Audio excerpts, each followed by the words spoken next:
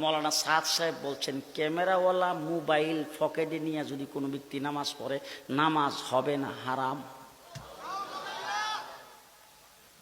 এইটা কি মোবাইল? হ্যাঁ, উনি আজ পর্যন্ত কোনোদিন যখন যে মসজিদের ভিতরে ঢুকছে, আজান হয়ে গেছে, নামাজের টাইম হয়ে গেছে, তখন কি মুসল্লিদেরকে এ পর্যন্ত কোনোদিন আপনি কইছেন বলে মুসল্লিরা একটু দেরি করেন, আমি মোবাইলটা বলে নিয়ে আসছিলাম আমার বউর কাছে রাইখাই?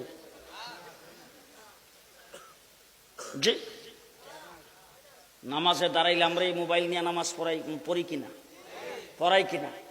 মৌলানা সাদ সাহেব বলছেন, ক্যামেরাওয়ালা মোবাইল পকেটে নিয়ে যদি কোনো ব্যক্তি নামাজ পড়ে, নামাজ হবে না, হারাম।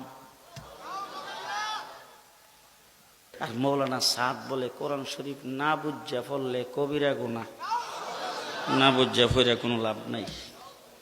মৌলানা সাদ বলছেন, আল্লাহ হেদায়েতের মালিক না। যদি আল্লাহ পাক হেদায়েতের মালিক হইতেন তাইলে আল্লাহ নবী পাঠাইতেন না। মৌলানা সাদ সাহেব বলছেন, নবী গুনাহ করেন, শুধু সাইয়্যিদুল মুরসালিন সাইয়্যিদুন নবী মুহাম্মদুর রাসূলুল্লাহ সাল্লাল্লাহু আলাইহি সাল্লাম সম্পর্কে বলেছেন, রাসূল সাল্লাল্লাহু আলাইহি সাল্লাম যতগুলি বিয়ে করেছেন সমস্ত বিয়াতে হুজুর আকরাম সাল্লাল্লাহু আলাইহি সাল্লাম খিজুর দিয়া উলিমা করেছেন। শুধুমাত্র জয়নব রাদিয়াল্লাহু তাআলা আনহুকে বিয়ে করার সময় আল্লাহর নবী গোশত আর রুটি দিয়া তিনি উলিমা করেছিলেন। এটা নবী ভুল করছেন। নাউজুবিল্লাহ, দেখেন ডাইনি বামে তাকে দেখেন, কেউ যদি নাউজুবিল্লাহ না কয় মনে করবেন হে দলের লোক। নাউজুবিল্লাহ জোরে কান, আরো জোরে কান।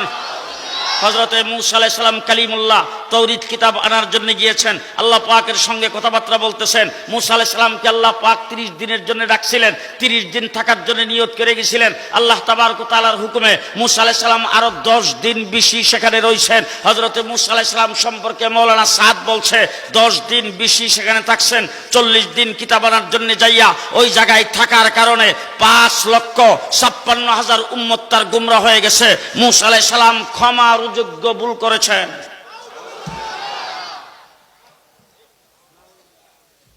কি ঘটনা?